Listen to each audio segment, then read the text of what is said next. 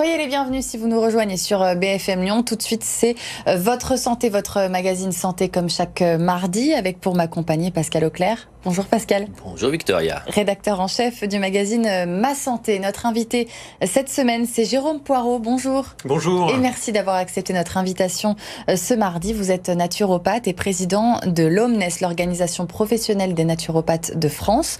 Vous allez nous expliquer ce qu'est la naturopathie, quels sont ses bienfaits, comment se passe une séance avec vous. On va en parler dans un instant, mais d'abord, comme chaque mardi, c'est l'objet de la semaine avec Pascal. Et Pascal, cette semaine, tu nous présentes des jeux d'éveil à moins d'un mois de Noël. Oui, ce ne sont pas les objets, mais deux jeux. Alors c'est vrai que on est à en gros un petit mois de Noël, il faut commencer de penser aux cadeaux. On va faire plusieurs séries de cadeaux. Là aujourd'hui, je m'adresse vraiment aux petits, on va dire entre 0 et 5-6 ans, avec un premier jeu d'éveil éducatif, ça s'appelle Stix. Voilà, c'est Stix. Alors le principe c'est très simple. Ce sont des objets en silicone souple, non toxique et en bois. Et donc l'idée c'est de faire effectivement des petites choses comme ça. Alors je suis pas très bon, hein. Voilà. Oui, d'accord. Enfin, voilà, donc un peu comme des Lego, des Caplas. C'est un petit peu ça. Alors mais c'est vraiment pour les tout petits. Là on est vraiment sur l'éveil du petit. Ça vaut 39,90 €. Ça s'appelle Stix. Alors, là, on en fait tomber. C'est une catastrophe. Et alors là, beaucoup plus évolué déjà, ça c'est pour les parents qui en ont marre d'Internet, du web, et qui veulent un objet déconnecté, donc pour des enfants cyber déconnectés, mais qui quand même ont une tablette. Donc ça c'est plus futé hein, déjà. Donc le principe c'est ça, on allume. Donc d'un côté vous avez une possibilité, c'est comme un décalque en fait, voilà. Donc j'ai essayé, hein. Donc voilà, on arrive à décalquer quand même. Je sais pas si on voit bien à l'antenne. Ah, il y a un beau voilà. dessin. Ah ouais, je suis pas très bon en dessin, mais voilà ça. On arrive à faire ça. Donc d'un côté c'est des calques et ça c'était le dessin original. Le dessin. Et de l'autre côté, c'est magique, il y a une tablette lumineuse sur laquelle on peut écrire ou dessiner. Donc c'est pour apprendre ou dessiner. Donc pour les enfants en gros c'est 5-6 ans et ça marche avec des feutres fluorescents. Donc voilà, et puis après il suffit d'effacer.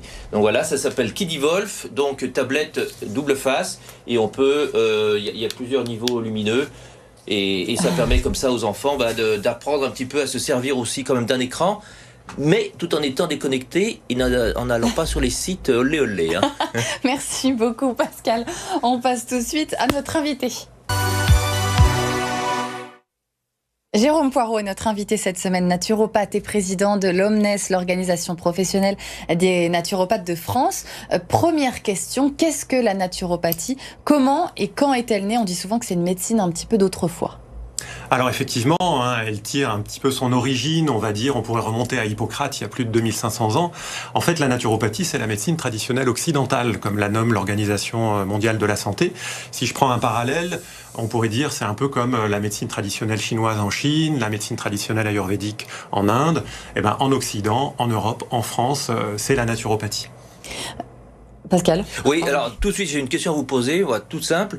On entend parler naturopathie, on entend parler d'aromathérapie, de phytothérapie. C'est quoi la différence entre toutes ces techniques, toutes ces disciplines? Alors c'est une bonne question. En fait, ces techniques que vous avez citées, elles font partie en fait de l'approche naturopathique. Un naturopathe est formé à ces techniques-là, il va pouvoir les utiliser quand il va accompagner une personne dans le cadre des rendez-vous qu'il peut avoir. Donc il va aller mobiliser en tout à peu près une dizaine de techniques.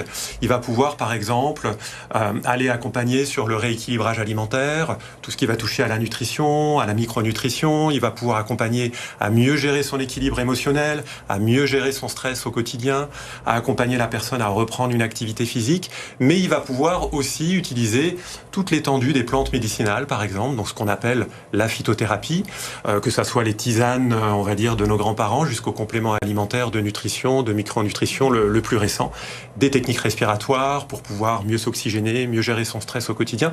Donc il va y avoir toutes ces techniques-là, il va aller les piocher en fonction de ce qui va amener la personne, de son motif de rendez-vous, de manière à pouvoir améliorer son hygiène de vie au quotidien, on va dire préserver son capital santé au quotidien. Toutes les pathologies ne sont pas concernées quand même par la naturopathie.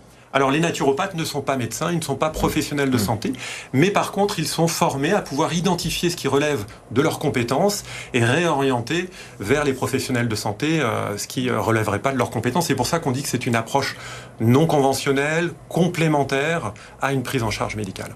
Est-ce qu'il y a des contre-indications? Est-ce que tout le monde peut aller voir un naturopathe sans problème? Bien évidemment, en fait, de la petite enfance jusqu'à la personne âgée.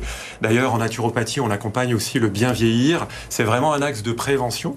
Et puis, de toute façon, dans leurs conseils, les naturopathes vont indiquer les éventuelles contre-indications, précautions d'usage, aux outils qu'ils vont pouvoir mettre en œuvre. Et de toute façon, un naturopathe ne va jamais agir seul. Il se place vraiment dans une approche intégrative de la santé et en faisant intervenir aussi tous les autres professionnels de la santé et les professionnels non conventionnels.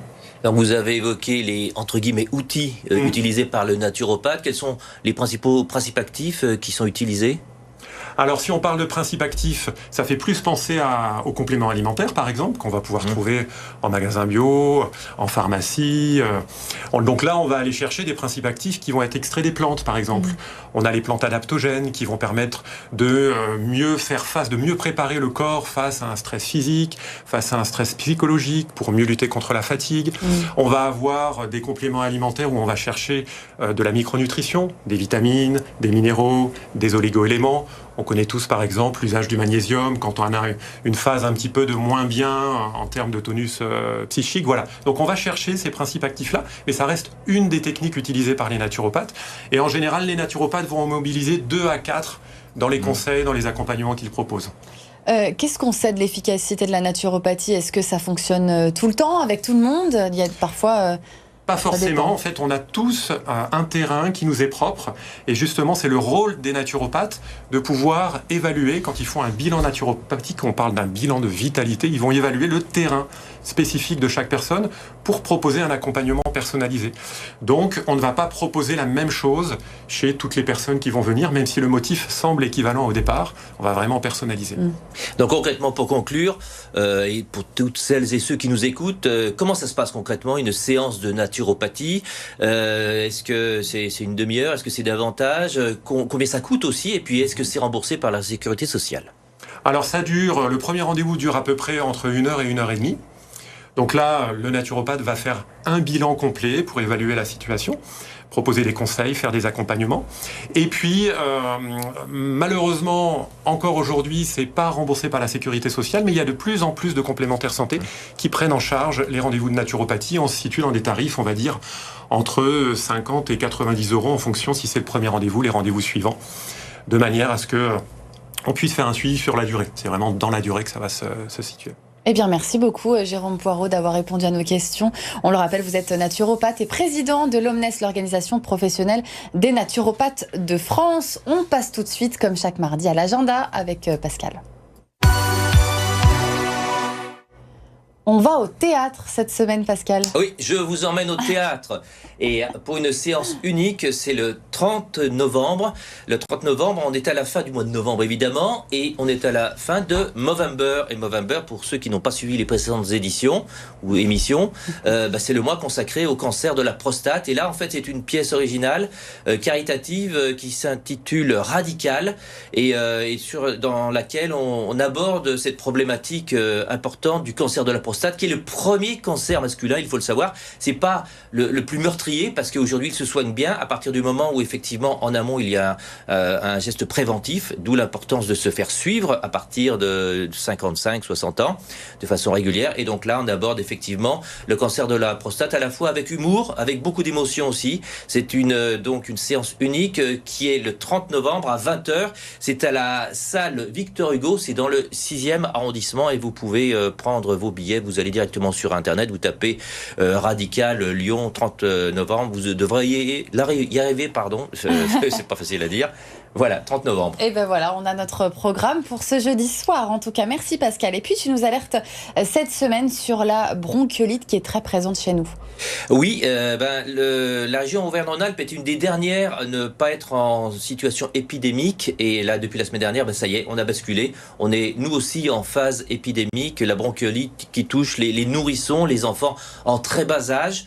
A priori, ça peut être bénin si on s'y prend suffisamment tôt. Donc il faut connaître les symptômes. Si vous avez un enfant qui commence à avoir de la fièvre, qui commence de tousser, puis qui après a une respiration plus difficile, avec notamment une respiration sifflante. Ça, c'est vraiment le signe distinctif de la bronchiolite. Si c'est le cas, il ne faut pas hésiter à contacter votre médecin traitant, voire votre pédiatre. C'est lui qui vous dira s'il faut éventuellement hospitaliser votre enfant.